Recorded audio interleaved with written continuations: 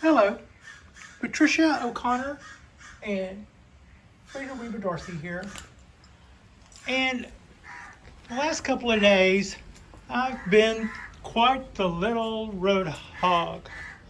I went down the California coast yesterday, almost to Oregon, and picked up a new car. Not a new car, a new old car. Yeah, an old beater. Pat has a new car, has a new old beater. Anyway, now we're back home and things are getting kind of settled.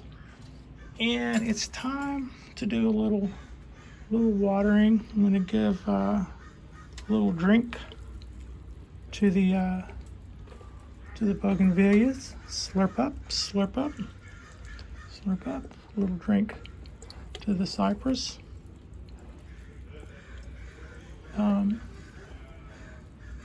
You should see how much water the cypress trees every day they get.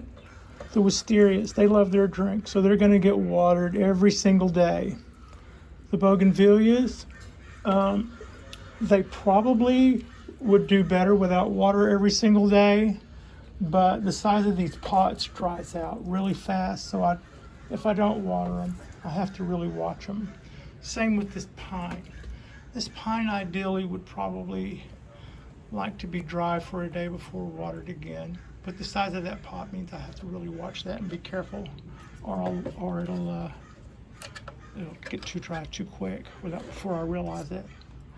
The trident maple, it generally wants to be watered every day, and also if it'll do a little leaf curl number if it's thirsty and you haven't given it up.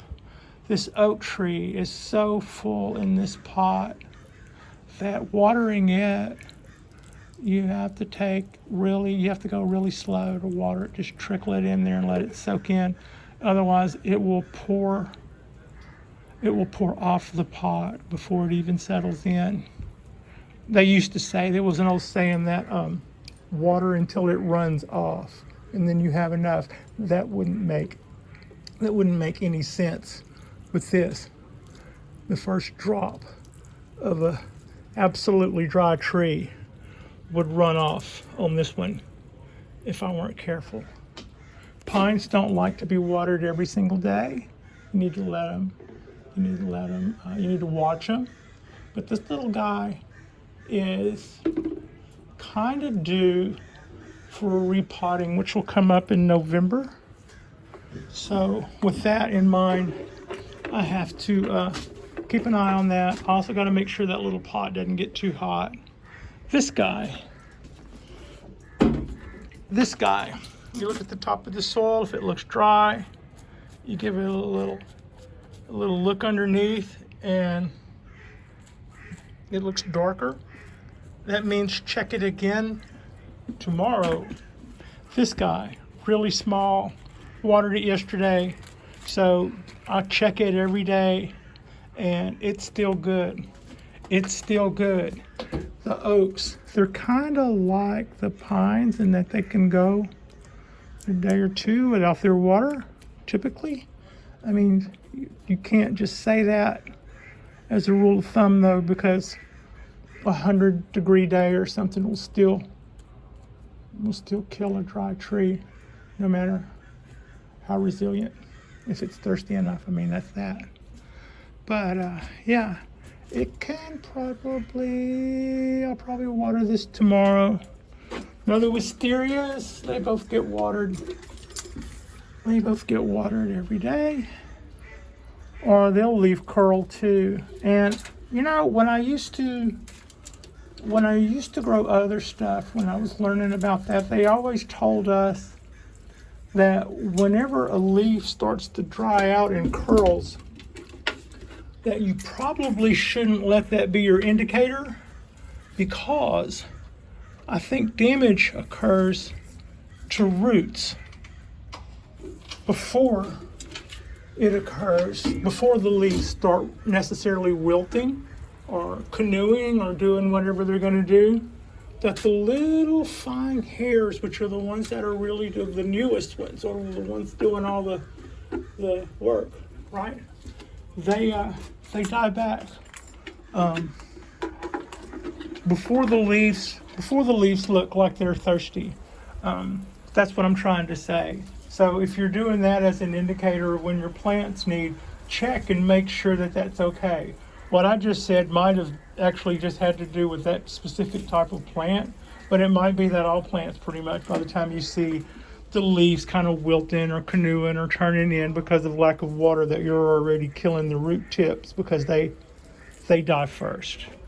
I would look into that if that were part of my motive operandi. So let's see, that's wisteria, bougainvillea, cypress, probably dead oak, bougainvillea, trident maple. I watered that yesterday. I think it's good. I'm gonna say tomorrow. I watered that yesterday. I am thinking it is good as well. The one thing you never play, I watered it yesterday, I'll wonder about today, is the cypress trees. You can water the cypress trees anytime. If you ever feel like in your life that you don't get to water something enough, you can always pick up a bucket and water your cypress trees. When you go over the bridges in Louisiana and some of the bayous and stuff, or when you go like in the Carolinas and Texas, where these guys, you can go over, small waterways. Sometimes you see these things growing along the bank, and sometimes they're growing in deeper water than that, and you just got to wonder what happened in the 100 years that they were alive, because there's no way that thing sprouted in 15 foot of water, and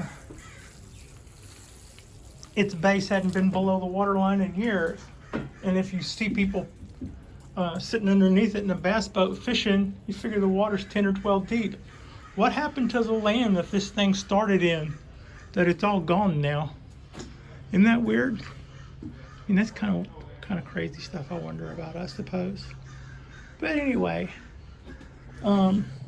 this is what I do every day. I take this guy, which holds probably a little over a gallon, a lot over a gallon, probably a gallon and a half. And I at least put one of these on it, on all three of these trees per day. On a hot day, I can see an outline of where the root ball is underneath the soil, because it'll drink it up faster. And that's kind of like them saying, yes, more please, while I'm looking at the Cork Bark Oak. It has gone from I'm losing stuff, we're getting in trouble, to it's just coming out all over the place with all kind of stuff, and I'm really happy about that.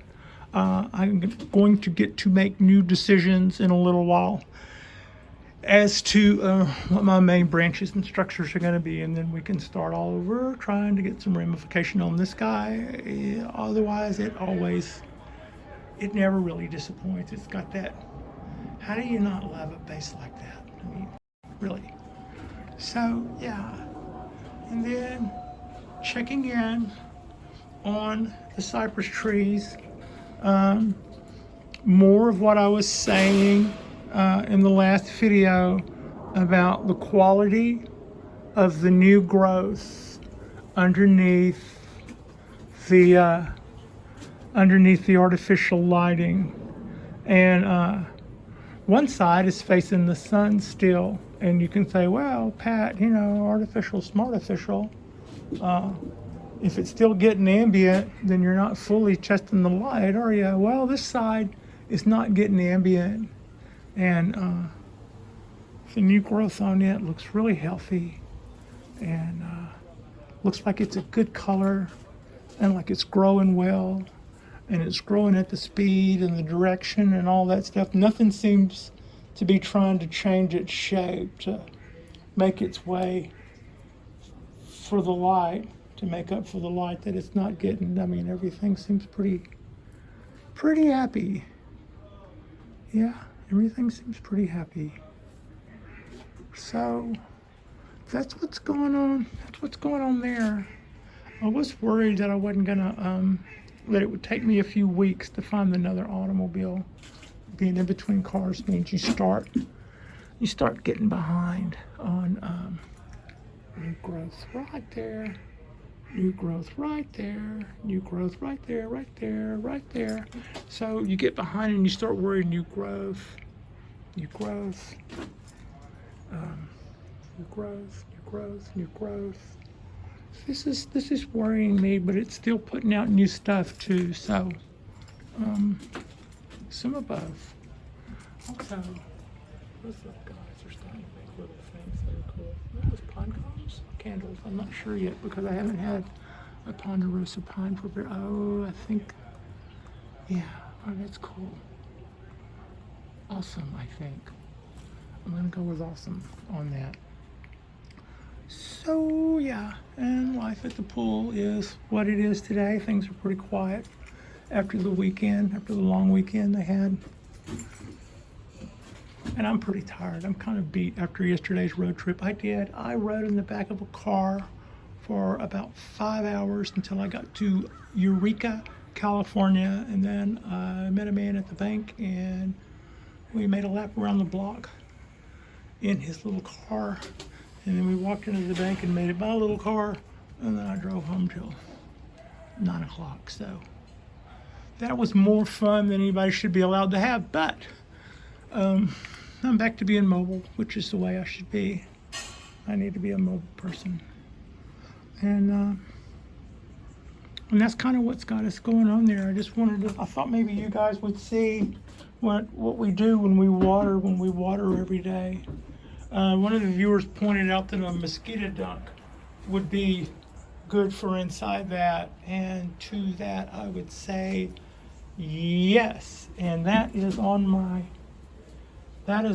shopping list for my next hardware store run. The little donut-shaped mosquito dunks. Also, I need to find out whether or not if a dog drinks mosquito dunk water, what happens. The last time I used mosquito dunks, they were in a cistern that was about chin high. So my little short-legged dogs weren't going to be drinking out of the cistern. But that's one thing I want to know. But yeah, so yeah, mosquito dunks are good for your water reserve. I thought that was a really good point. So that's got us. Thanks for watching. Like and subscribe.